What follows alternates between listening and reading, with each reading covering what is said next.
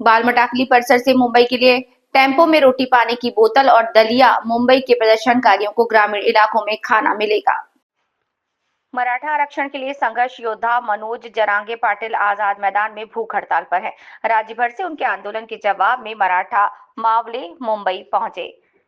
मटाकली गांव सहित नगर जिले के शेगांव तालुका के मराठा भाइयों ने आंदोलन में गए अपने साथियों के लिए टेम्पो में रोटी, मिर्ची की चटनी, अचार, पानी की बोतलें और खाने की चीजें भर दी।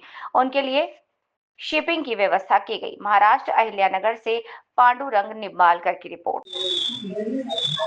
आज बालमटाकळी गावामधून मुंबई येथे मनोज जरांगे पाटील यांचं जे मराठा आरक्षण मिळवण्यासाठी आंदोलन चालू आहे, त्या आंदोलकांसाठी जेवणाची व्यवस्था म्हणून बालमटाकळी गावामधून सुमारे 10,000च्या आसपास भाकरी आणि 2 ते 2.5 क्विंटल पिठलं अशी व्यवस्था बालमटाकळी गावामधून करण्यात आली। त्याचप्रमाणे सुकळी असल, हातगाव, कांबी, मुंगी या गावामधून सुद्धा तेवढ्याच प्रमाणात भाकरी या मुंबईसाठी दिल्या जाणार आहेत। मुंबईमध्ये आंदोलकांना जे जेवणाची अडचण आहे, तिथे धाबे बंद झाले आहे, सरकारकडून त्यांची अडवणूक केली जात आहे, जेवणाची व्यवस्था विस्कळीत करण्याचा प्रयत्न केला जात आहे, म्हणून त्यांची व्यवस्था व्हावी म्हणून बालमटाकळी आणि परिसरामधून सर्व ग्रामस्थांच्या वतीने मुंबईतील आंदोलकांसाठी जेवणाची व्यवस्था करण्यात येत आहे।